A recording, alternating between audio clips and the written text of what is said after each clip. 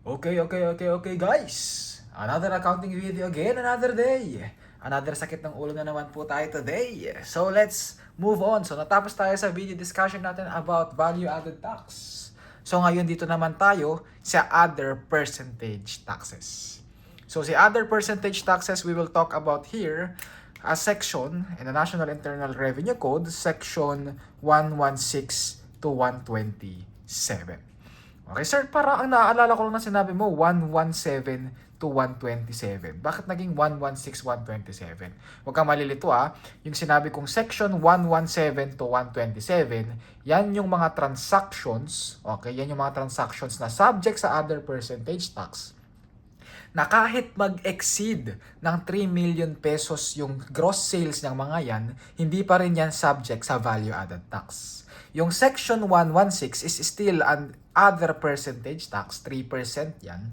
Pero kapag nag-exceed ng 3 million yung gross sales nila, is masasubject sa value-added tax. Okay, yung 117, 127, yan yung mga other percentage tax na subject lang talaga sa other percentage tax. Kaya magkano man yung gross sales ng mga yan.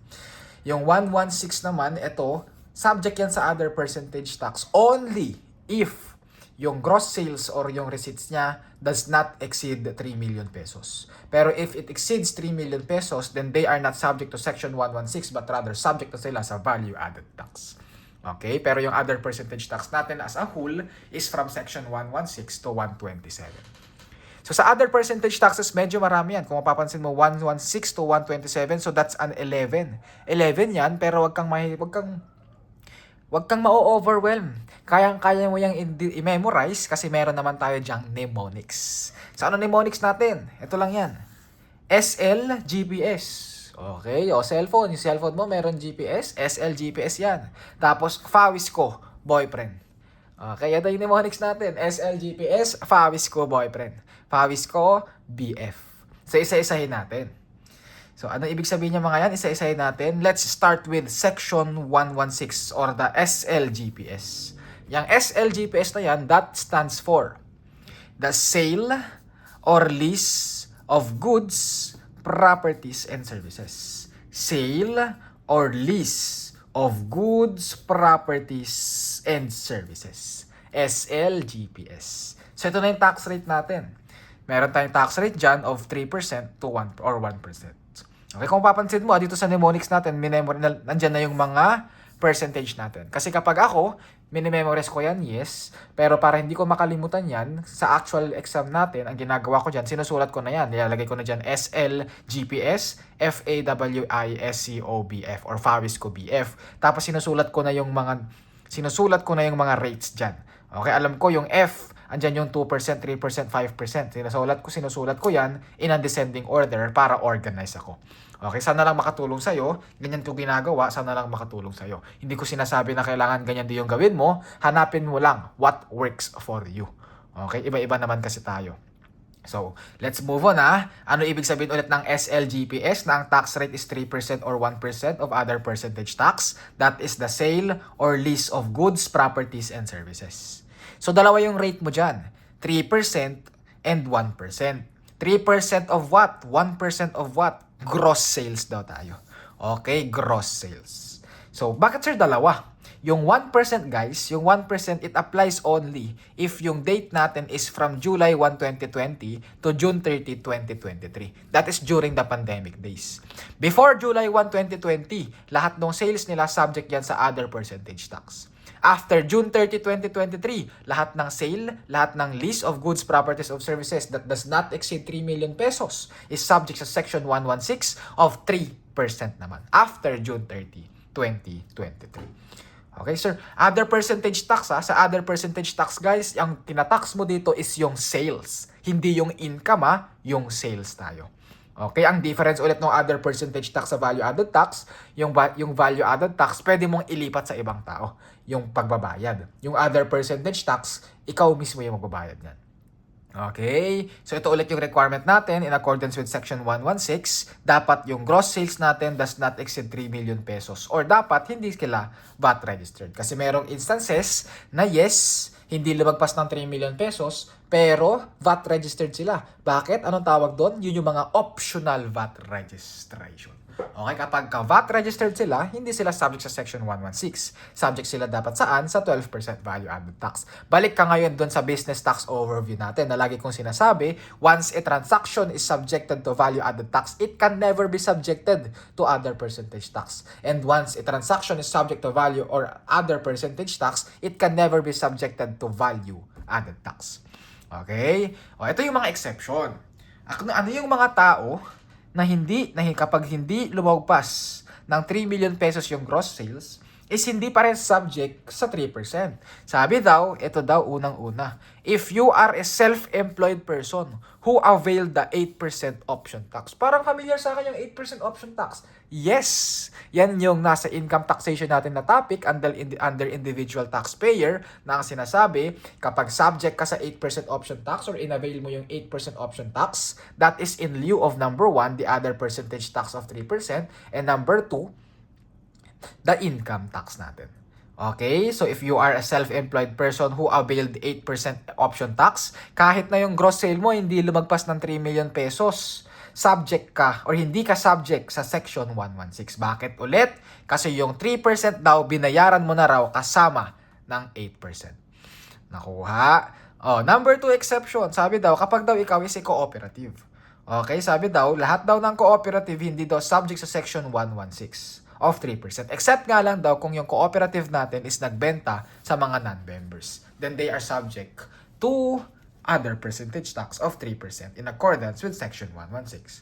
Okay, pangatlong exception. Kapag daw, meron daw na-receive na fees per dimes, allowances, and other income that is received by a corporate directors of which they are not an employee. And number 4, kapag daw ikaw is a marginal income earner. Balikan mo, meron tayong discussion yan sa business tax overview na kapag ka marginal income earner ka, which is yung sales mo is less than 100,000, then you are not subject to business tax as a whole. Ibig sabihin, hindi ka subject sa value added tax, hindi ka rin subject sa other percentage tax. Pero subject ka ulit sa income tax. Okay, marginal income earner. 100,000 yung threshold mo dyan. And number 5, dagdagan na lang natin, kapag daw nag-lease ka ng isang residential real property, dapat residential dapat residential. Kasi kapag commercial, you are either subject sa value added tax or subject sa other percentage tax. Depende ulit sa 3 million na threshold natin. Pero kapag residential real property daw, hindi ka raw subject sa Section 116 kapag daw yung per unit rental income mo daw is 15,000 pesos or hindi lumagpas ng 15,000 pesos. Regardless kung 10 million pesos, more than 3 million pesos man yan, as long as yung per unit rental mo a month is hindi lumalagpas ng 15,000 pesos, then you are not subject to a business tax as a whole. Hindi ka subject sa VAT, hindi ka rin subject sa other percentage tax. Okay tayo? So, yan yung mga ilang exceptions. Hindi limited dyan. Meron pa mga instances na exempted sila, sinabi sa batas, pero yan lang yung mga most common na mga exceptions or mga exempted. Okay? So, dagdagan natin. Dito tayo. Okay, dito tayo dito. So, lagyan lang natin ng summary. Kapag nagbenta ka or nagpaupa ka ng goods, property, or services, 3 daw yan. Pwede daw na yung binenta mo or yung pinaupahan mo na goods, property, or services is an exempt transaction or subject sa Section 117 to 127. If not daw, okay, if hindi daw sila subject sa exempt transaction, o hindi daw sila kasama sa exempt transactions, may list tayo dyan, okay? Merong mga list yan, na-discuss ko yan sa business tax or sa value added tax natin. Kapag daw hindi kasama sa FAWISCO BF, itong nandito daw, okay, dito sa Section 117 to 127. Then, nandito daw sila, it's either, okay, nandito daw sila sa other transactions. Na yung other transactions natin is either subject daw sa value added tax or either subject sa other percentage tax. Ano ulit yung identifier natin? Kapag lumagpas ng 3 million pesos yung gross sales mo, subject ka sa value added tax. Kapag equal to or is less than 3 million pesos, subject ka lang sa other percentage tax na 3% in accordance with Section 116. 116 yan 116. Ulitin ko ulit. Yung transactions natin kapag nagbenta ka ng goods or property or services, pwedeng exempt transaction. Pag exempt transaction, smiley face, wala na tayong problema. Exempted na yan. Hindi na yan subject sa VAT, hindi na subject sa other percentage tax. Or pwede daw na subject sa other percentage tax. Pero Section 117 to 127, ito yung mga yan. Yung list dito. Okay? Kapag daw hindi daw subject, nandito daw sila lahat sa mga other transaction. Na yung other transaction daw natin, it's either daw subject sa value-added tax kapag more than 3 million pesos yung sales. Or subject daw sa Section 116 of 3% kapag daw equal to or less than 3 million ang gross sales. Okay? So yan yung sinasabi sa Section 116. Yan yung SLGPS. Okay? So let's move on. Umpisahan na natin Section 119, yung F natin. Sabi daw, F stands for franchise taxes. Yung F sa Fawisco BF stands for franchise tax. So, ano ibig sabihin ng franchise tax? So, mapapansin mo, tatlo yan, no? Tatlong rate yan, 2%, 3%, and 5%. Yung 2% daw, 2% of gross sales that is applicable sa mga franchisee ng gas and water utilities. Okay? So kapag meron kang franchise of gas and water supply so utilities, you are subject sa other percentage tax of 2% ng gross sales. Okay? Yung 3% naman daw, it applies to radio, TV, or broadcasting. Uy, familiar sa akin yan, sir. Yes, yan yung radio, TV, and broadcasting na subject sa 3%. Okay, that is subject sila sa value-added tax if it is more than 10 million pesos. Dito lang yan sa radio, TV, or broadcasting. Huwag kang malilito. Sir, yung gas, water, and utilities, kapag lumagpas ng 10 million pesos, subject ba ako sa value-added tax? No. Subject ka pa rin dito sa 3%, 2% of gross sales. Sir, pag sumobra ng 3 million pesos, gas and water utilities, subject ba ako sa 12% VAT? No. Subject ka pa rin sa 2% of gross sales na other percentage tax. Sir, kapag radio and TV broadcasting, lumagpas ng 3 million pesos, subject ba ako sa value-added tax? No. 3% pa rin tayo. Kasi ang threshold mo dito, 10 million pesos. Sir, lumagpas ako ng 10 million pesos, subject ba ako sa value-added tax? Yes, lumagpas ka sa value-added. Subject ka sa value-added tax. Sir, next year, medyo mas mababa ng 10 million pesos. Subject na ba ulit ako sa 3%? No, kasi sinabi ko ulit dun sa discussion natin, that would be irrevocable indefinitely. Okay, irrevocable na yan. Nakuha? Okay. Very good, sana malinaw. O, yung next natin, 5%. 5% applies only kapag daw gaming operation tayo of PAGCOR. So, yan yung mga POGO natin. Okay, subject daw sila sa 5% of other percentage tax. Nasa batas pa rin yan, nasa tax code pa rin, hindi pa rin inaalis yan, even though hindi inaalaw ng Pilipinas na mag-operate yung mga POGO sa atin, pero still, meron nga ito. Subject sila sa 5% of gross sales natin. Other percentage tax under franchise taxes. Section 119. Nakuha? Sige. Next, A. A stands for amusement tax. Yan, no? A. Amusement tax. That is in accordance with Section 125. Sir, parang paiba-iba. 119 tapos 125. Hindi ka ba marunong magbilang? Actually, pwede mo siyang i-memorize from Section 116 hanggang 11 or 127 ng in-arrange order, naka-arrange tayo. Kaso nga ako kasi, mas gusto kong minimemorize siya dito sa mnemonics ko para mas matagal or mas mabilis kung matandaan. Okay? SLGPS, Fawisco BF. Ganun lang. Okay? A stands for amusement taxes. So, dami-dami naman. Tax rate yan. 4, 10%, 15%, 18%, 30%. Yes, ganun talaga. Wala tayong magagawa. Okay? Bigyan lang kita ng clue mamayang konti para hindi na natin siya makalimutan. Okay? So, 10%.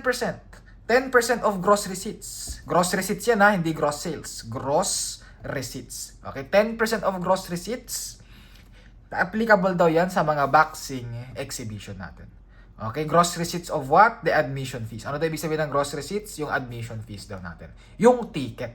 Okay, yung ticket sa boxing exhibition, subject daw yun sa 10% of gross receipts. Kapag naman daw yung pinanood mo o yung ticket na binili mo is for professional basketball game, sabi daw, subject daw sila sa 15% of gross receipts also. Okay? Kapag naman daw cockpits, cabarets, nightclub or day club, sabi daw subject sa 18% of gross receipts. Kapag naman daw videoke, karaoke, music lounges, subject daw sila sa 18% din of gross receipts. Kapag naman daw Jai Alay or racetrack, subject daw sila sa 30% of gross receipts.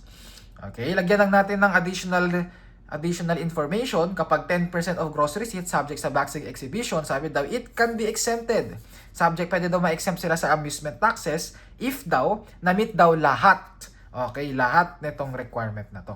Number 1, kapag daw such boxing exhibition is for World Oriental Championship.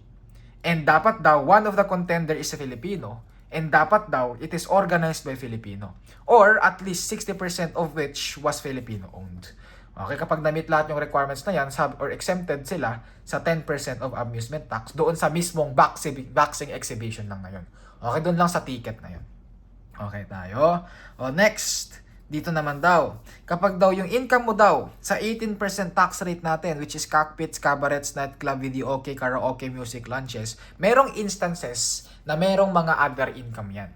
Okay, merong instances na sa loob niyang stadium na yan, merong restaurant. Okay? So, meron daw silang other income. Other income na nanggagaling usually dun sa mga restaurant. Ganito yung rules natin dyan. Kapag daw yung business owner nung restaurant, siya din daw yung nag-o-operate nung cockpit, cabaret, nightclub, or day club, videoke, karaoke, or music lounges, sabi daw, yung income daw doon sa restaurant is subject sa Section 125. Subject sa amusement tax, 18% daw. Nakuha. Kapag naman daw yung business owner daw is hindi yung nag-o-operate netong cockpit, cabaret, nightclub, day club, videoke, karaoke, and music lounges, sabi daw, subject daw sila, it's either sa Section 116 or sa value-added tax. Section 116 lang ulit kapag less than 3 million or equal to 3 million pesos yung gross sale. Pag more than 3 million pesos, subject na sila sa value-added tax. Okay, ulitin ko lang baka hindi mo naintindihan. Kapag yung may-ari netong cockpit, cabaret, nightclub, and day club, sila din yung may-ari ng restaurant sa loob nung cockpit, cabaret, and nightclub, sabi daw, parehas daw ng tax rate. 18% daw ng gross receipts, subject sa amusement tax of Section 125. Pero kapag yung may-ari ng restaurant is hindi yung may-ari din ng cockpit, cabaret, or nightclub, or day club, sabi daw, yung restaurant daw, subject daw sa Section 116 or sa value-added tax. Nakuha? Okay, sana malinaw sana malinaw. Ito na yung clue natin or tip natin para hindi mo na makalimutan na ma-memorize itong mga tax rate na to. 10%. Saan ulit yung 10%? Boxing exhibition. Nagbo-boxing ka. Ilang kamay ang kailangan mo? 2. Ilang daliri ang meron sa 2 kamay? 10. 10%. Di ba? Boxing, kamao, 2, 10%. 10 daliri, 10%. Professional basketball games. Sa professional basketball games, tama, kapag nagdi-dribble ka, dapat isang kamay lang ang ginagamit mo. Kapag ginamit mo yung 2% o yung 2 kamay mo na hinawakan mo ng ganun, tapos nag-dribble ka ulit, traveling na ang tawag doon. So, isang kamay lang ang paghawak dapat lagi sa bola. Ilang step ulit bago ma-traveling? 3 steps. So, 5 na daliri times 3 step, 5 times 3, 15% basketball games. Diba? Hindi mahirap i-memorize. 10% boxing. 15% basketball. 18%. Ito, cockpits, cabarets, nightclub, and day club. Yung cockpits natin, ano meron dito sa cockpits natin na to? Yan yung mga lugar na nagsasabong. So, merong sabungan dyan. Meron dyang mga manok. Tama yung manok natin, kapag nagsasabong tayo, meron mong nilalagyan mo yun doon sa may paa niya, yung nakakatusok. Yun, nakakatusok yun.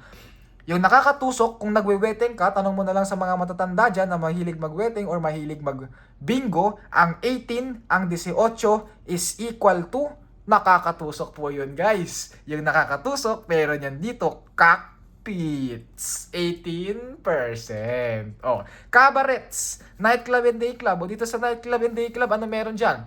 Nagsasayawan dyan. Yung babae, tapos yung lalaki, nagsasayawan. Yung babae, ay yung lalaki, usually sumasayaw yan sa likod ng babae. Yung babae ngayon, meron natutusok doon. Ano yung nakakatusok doon? 18%. Di ba? Hindi mahirap tandaan. Next ito. Videoke, karaoke. Music lounges sa karaoke, same lang din yan. Meron din nagsasayawan dyan. Meron din dyang natutusok, 18%. Ito next, 30%. Ano to? Jai Alay and racetrack. Ano ba yung Jai Alay na yan? Parang meron niyang bola na binabato daw. Yung bola na yon, bilog yun. Okay? Racetrack. Ano yung racetrack na yan? Yung racetrack na yan, parang oval yan. So, meron din tayong bilog dito. Sa mahilig ulit mag-wetting dyan. Mahilig mag-wetting, mahilig mag-bingo. Ang 30% po ay equivalent yan sa bilog. Bilog ngayon yan. 30%.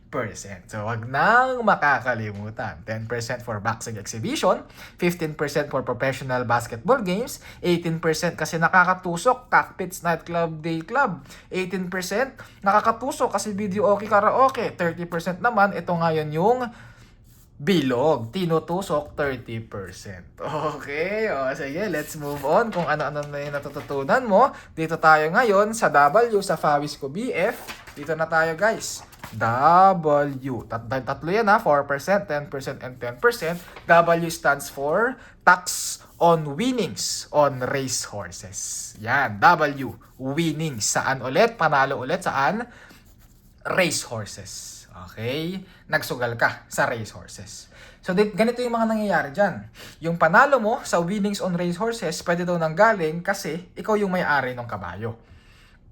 Kapag daw ikaw yung may-ari ng kabayo, subject daw yung panalo mo sa 10% daw. 10% daw yan ng winnings. Yun yung isang 10% doon sa rate natin. Kapag naman daw hindi naman ikaw ang may-ari ng kabayo, ano nangyari? Anong ginawa mo? Tumaya ka lang daw. Better ka daw, tumaya ka daw. Kapag daw regular winnings daw yung napanalunan mo, subject daw yun sa 10%. Ano daw yung subject sa 10%? Yung napanalunan mo daw, yung winnings mo daw, minus daw yung cost ng ticket mo. Okay, yun daw yung napanalunan mo. Subject daw sa 10%, minus yung cost ng ticket. Kapag naman daw special winnings daw yung napanalunan mo, medyo mahirap to panalunin, nasa 4% daw tayo. Okay, 4% less cost of ticket. Ano ba yung mga special winnings? Meron diyang double, trifecta, forecast, or quinela. So ano yung double? Ang alam ko sa double, dito tumaya ka daw.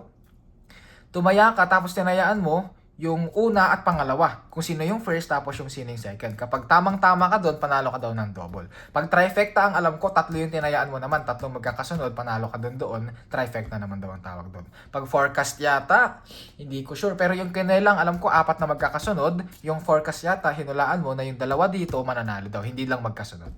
Okay, I'm not so sure, pero yun yung mga special winnings. Ang difference lang pag special, tapos pag regular winnings, dyan, tumaya ka lang. Okay, nanalo ka lang, mabilis lang kasing panalunan yan. So kung mabilis lang manalo dyan, mataas yung rate lang natin dyan. Pag special winnings, dito mahirap kasi manalo. Madalang ang makakuha ng special winnings, so 4% lang naman ang tax rate. So yan yung mga rates natin ha, 10%, 10%, and 4%. Yung isang 10% kapag ikaw may-ari ng kabayo, yung isang 10% kapag tumataya ka lang sa kabayo, yung 4% kapag special winnings, double, trifecta, forecast, or quinela. So that is the W for the Fawisco BF. O, yung I natin, next I. I stands for insurance. Okay, tax on life insurance premium. Anong rate natin? Nandoon, 2%. 2%, this is in accordance with section 123. Sir, doon sa I namin, naaalala ko, tatlo, pinicturan ko yan kanina eh. Yes, tatlo yan. 2%, 4%, 5%. Connected kasi yan. Connected kasi itong tax on life insurance and premium na section 123 sa section 124 natin. Which is discuss natin mamaya. Okay, dito muna tayo sa 123. Ano yung tax rate? 2%. 2% ng gross receipts. Yung gross receipts, yan lang din yung premium na nakokolekta. Okay, so kung meron ka, nagbabayad ka ng life insurance. Yung life insurance mo po, subject yun sa 2% of other percentage tax. Okay, exceptions lang. Sino yung mga hindi kasama sa 2% other percentage tax kapag daw purely cooperative insurance daw tayo. Okay, pangalawa daw, kapag daw nare-refund daw yung premiums within 6 months after payment. Okay, nagbayad ka ng premium, ni-refund sa'yo within 6 months, hindi daw subject yun sa 2% of gross receipts.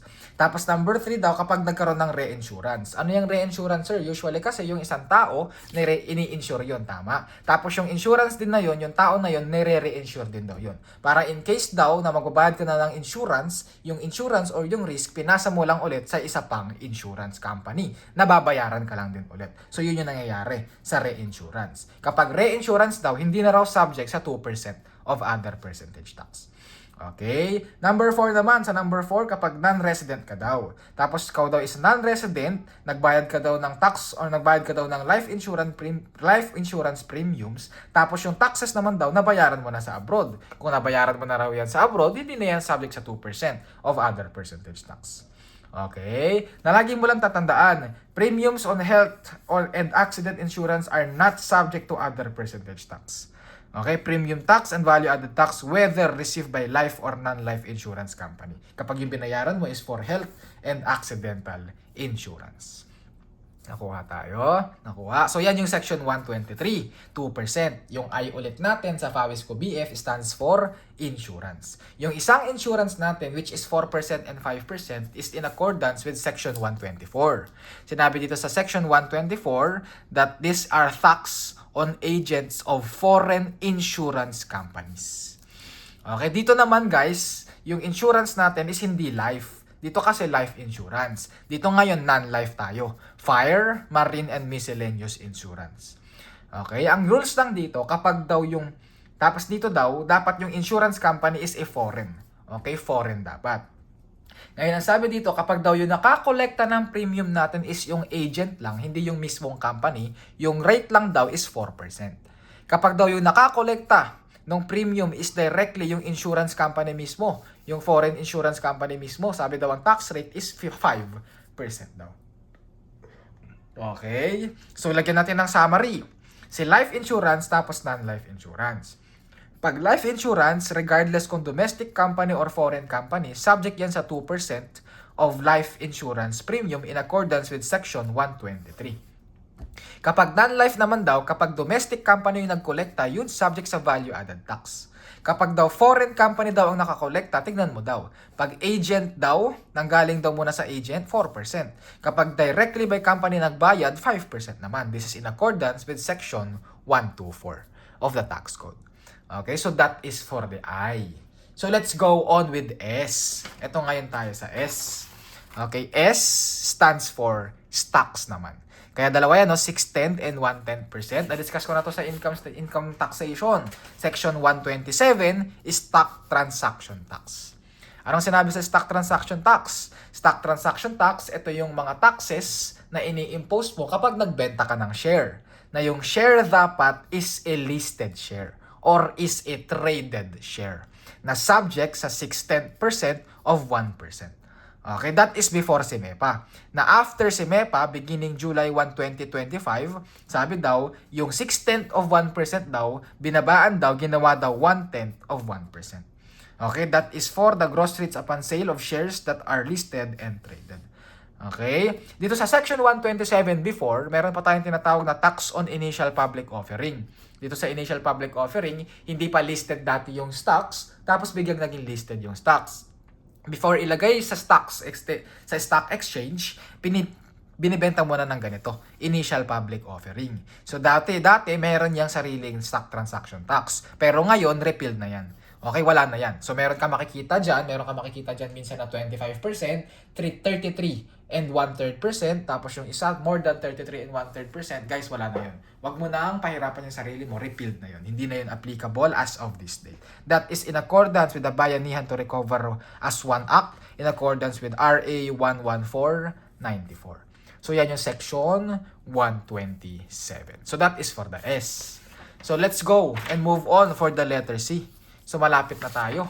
So sa C, dito, this is in accordance with section 117, which is the common carrier's tax. Okay, ano ibig sabihin ng common carrier's tax? Dito, ito yung mga taong pumapasada, namamasada ngayon. Okay? Sabi daw, section 117, ang tax rate daw natin is 3%. 3% of what? Gross sales naman to. Okay, 3% of gross sales. Gross sales, na applicable lang yan, yung section 117 common carriers tax is applicable only to domestic land carrier and keepers of garage on their transport of passenger. So meron tayong mga requirements dyan. Dapat ma-meet lahat yan, ha? Dapat yung ginamit na pag-transfer ng passenger is dapat domestic land. So lupa dapat. So kapag air, tapos kapag sea ang ginamit dyan, barko, tapos dapat kapag ginamit dyan is barko at eroplano, hindi yan subject sa section 117. Okay, and dapat yung carrier nga natin is lupa lang. Okay, lupa lang. And dapat yung tinransfer mo is passenger. Kasi possible na yung tinransfer mo or yung tinransport mo is cargo or goods. Hindi yun subject sa section 117. Sabi kasi dito, dapat yung tinransport mo is pasahero, passenger, tao mismo. Okay tayo? Sige. So, section 117, it does not apply to number 1, owner of bangka, and number 2, animal drawn two-wheeled vehicles. So, yung mga kalesa, hindi daw sila applicable dyan.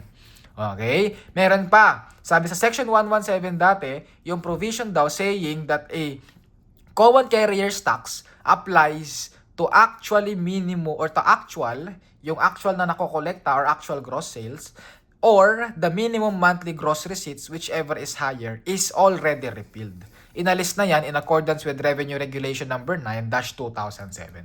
So baka meron ka pa kasing makita sa libro. Meron yung mga nakabox pa doon, nakatable pa doon na sinabi doon na taxi, cab, jeep, bus, tapos meron mga minimum na 3,000, 2,000, 5,000, wala na po yun guys. Okay, wala na. Na ngayon, as of this date, yung basis ng 3% natin, hindi nakasama yung minimum, yung actual na. Yung actual sales na mismo. Okay, yung actual sales na mismo. Okay, sige. So meron mga instances, meron tayong mga tinatawag na transport network companies or the transport network vehicle system. Yan yung mga Grab or yung mga Uber natin. Okay, sabi daw, si Grab or si Uber daw, kapag daw merong certificate of public convenience, pag meron daw franchise na nakuha, na ini-issue yan ng LTFRB natin.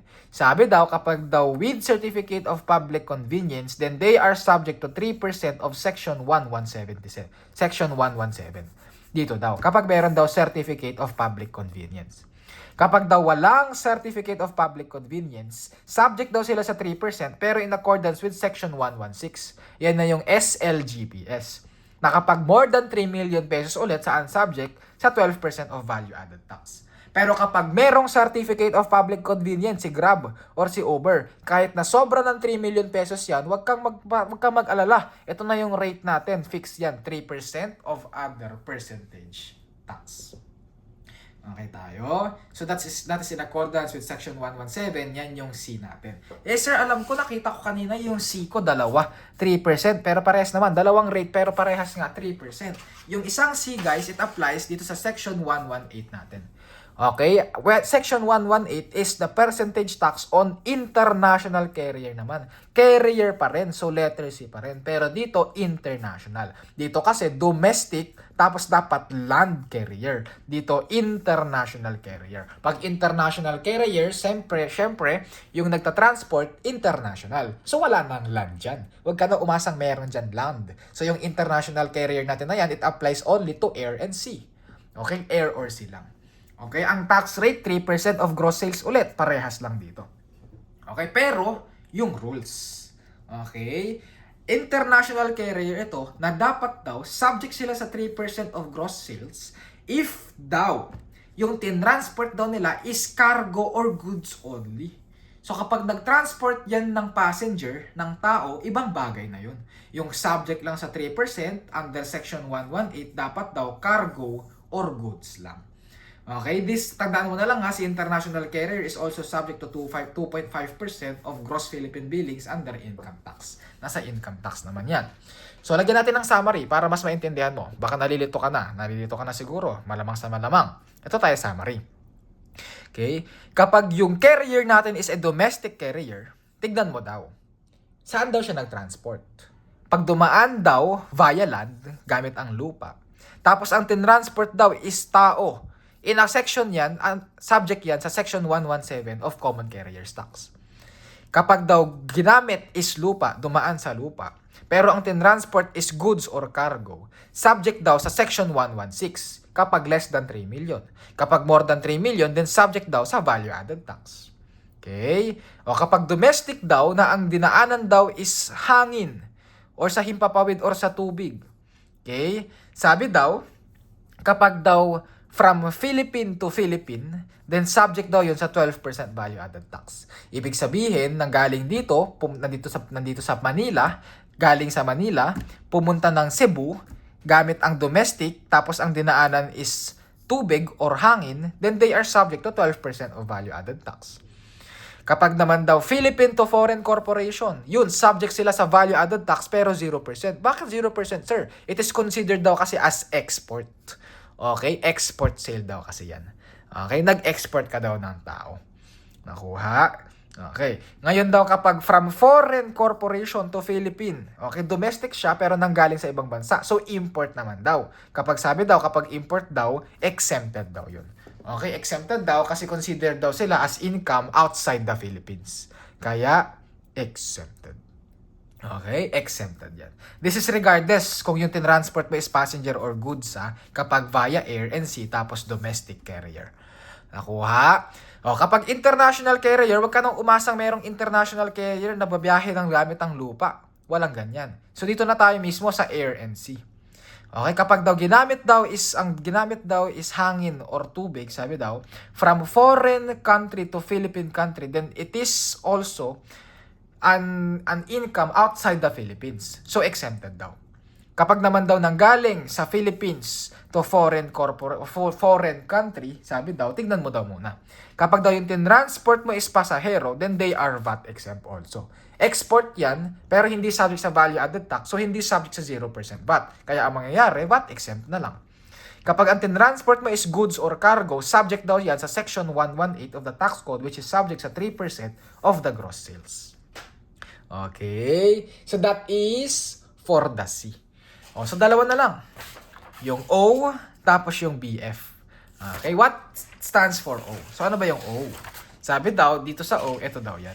Section 120, Overseas Communication Tax. So anong sinabi sa Overseas Communication Tax? Dito daw, itinatax mo daw dito kapag daw tumatawag ka from Philippines to ibang bansa. So yan yung dispatch message or conversation originating from Philippines, papuntang ibang bansa. Okay, ang tax rate natin dyan, isa lang naman yon 10%. 10% of gross sales based on the bill amount. Okay, magkano yung billed amount natin? Nakuha. Meron lang tayong exception. Ito yung exception natin. Kapag daw yung tumawag daw is si government, papunta daw sa ibang government, sa ibang bansa, then they are exempted sa 10% of overseas communication tax. Kapag daw yung tumawag is a diplomatic services, let's say for example embassies and consular offices, then exempted din daw sila. Kapag daw yung tumawag daw is an international organization, which is ang sinabi daw for messages transmitted by international organization or any of its agencies based on Philippines enjoying privileges, exemptions, immunities based on international agreements daw natin. So international organization, yung bansa din na yun is nagbibigay din ng exception, international agreement or yung tax treaty natin. Then still, they are exempted din daw sa Pilipinas. Yun yung kasunduan kasi. And last natin na exempted daw kapag daw yung tumatawag daw o yung didispatch daw ng messages natin is from news services. Okay? Kapag news naman daw. Importante kasi yan. News services. Nakuha. So that's for Section 120, Overseas Communication Tax. Tandaan mo na lang ulit, 10% yung tax rate natin. Okay, last natin. Tax on BF. Ano yung ibig sabihin ng BF? Sabi daw, BF stands for banks and non-bank financial intermediaries performing quasi-banking functions. So, dalawa to actually, si BF natin, Section 121 and Section 122. Parehas din yan. Dito naman din, non-bank financial intermediaries. Pero dito, they are not performing quasi-banking function. Anong ibig sabihin sir ng performing quasi-banking and non-performing quasi-banking function? Kapag daw non-performing quasi-banking function, sabi daw, yung tao daw na pinanggagalingan daw ng utang is from less than 20 person. Kapag daw 20% or 20 person or equal to 20% or more than 20%, sabi daw, it is performing quasi-banking function. So, ibig sabihin lang, kapag yung banko daw nagpe-perform ng isang quasi-banking function, kapag yung mga pera na ginagamit daw nila is nanggagaling sa mga public tao. Okay, sa mga iba't ibang tao. So, from public persons. Dito naman daw kasi, hindi naman from public persons kasi sa mga piling tao lang. Kaya dito, less than 20 persons. Okay, so ano yung mga tax rate ulit sa BF natin? Medyo marami yan. 0%, 1%, 5%, 7%, and 7%. Sir, bakit ito sa isa? Tatlo lang. Itong isa, it applies doon sa mga non-performing. Okay, non-performing quasi-banking function. So 1%, 5%, and 5% lang. Okay, so isa-isayin natin. Ano yung applicable, ano yung taxable sa 0%? Taxable daw sila sa 0% kapag daw yung income is nanggaling sa dividends or nanggaling sa equity shares in the income of subsidiaries. So merong subsidiaries, merong dividend income. Subject daw yun sa 0%.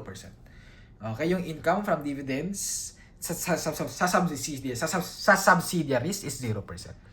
Okay? Yung income daw na nanggaling Saan daw? Nanggaling daw sa mga interest, commissions, and discounts from lending activities. Nagpautang. Okay, nagpautang ka, nagkaroon ka ng income na nanggaling sa interest tapos commissions. Sabi daw, they are subject to number 1% kapag daw yung remaining maturity period ng instrument is more than 5 years.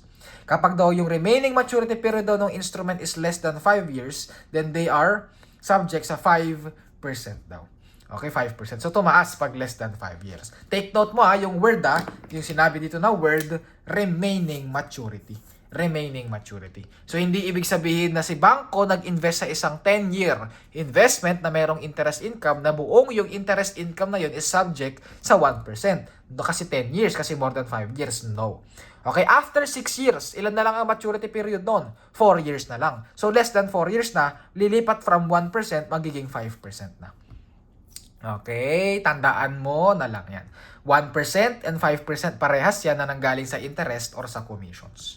Okay, ang difference lang, kapag more than 5 years, 1%, mas mababa. Kapag less than 5 years, 5%, mas mataas. Okay, okay. Next, any other income na hindi nanggaling sa interest or commission. Let's say for example, nanggaling sa royalties. Meron na kulimbat na property. Ang ginawa para magkaroon ng income, pinarentahan. Rentals of property. Real personal profits from exchange or all other items. Okay, all other items treated as gross income under tax code. Okay, lahat ng other items, lahat ng income na hindi treated as interest, commissions, and discounts, lahat ng income daw doon, subject daw yun sa 7%. Okay, 7% of gross receipts. Kung magkano yung nakolekta. And merong instances na si banks and si non-banks na performing quasi-banking functions is merong income from trading. So, merong net trading gains within taxable year on foreign currency, debt securities, derivatives, and other similar instruments. Sabi daw, subject daw sila sa 7% of other percentage tax. Lalagyan ko na lang ng check yung mga applicable dito sa section 122 natin, dito sa mga non-bank financial intermediaries not performing quasi-banking functions. Una, yung 1% and yung 5%. Yung sa interest tapos yung sa commissions. Okay, applicable yon. 0% hindi na applicable.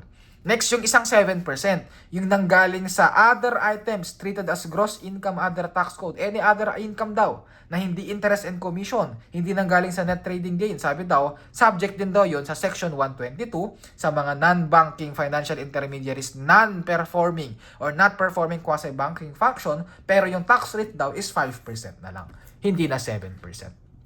Okay, tapos itong 7% na to, hindi din yan applicable kasi usually hindi sila allowed na magkaroon ng net trading gains.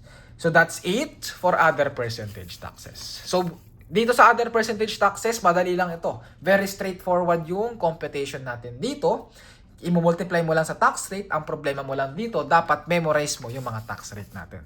Recap lang ulit natin. Meron tayong mnemonics, SLGPS, FAWISCO BF. SLGPS stands for Sale or Lease of Goods, Properties, and Services.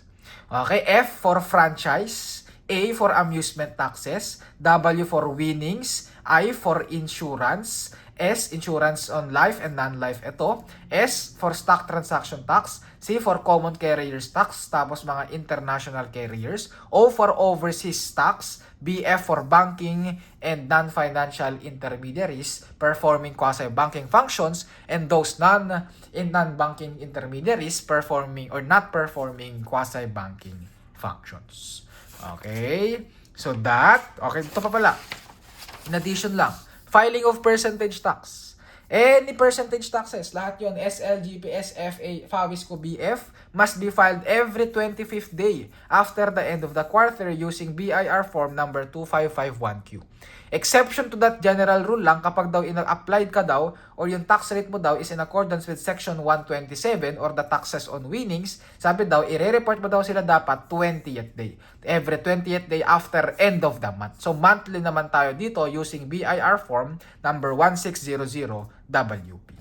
Kapag naman daw subject ka sa stock transaction tax, section 127, sabi daw kailangan i-report mo sila within 5 banking days from the date of collection using BIR form 2552. Okay, so that concludes our discussion for other percentage tax. So tapos na tayo sa business taxes natin, natapos tayo sa value added tax. Meron tayong 3 chapters ang alam ko doon, or meron tayong 3 part doon. Then meron tayong other percentage tax. Si other percentage tax, guys, madali lang ito. Ang importante lang sa'yo dito, memorize mo lang yung rates natin. Medyo marami kasi yung rates. Okay, gusto ko lang ulit i-emphasize na section 116 to 127 ito. Naiiba lang yung rules natin sa section 116.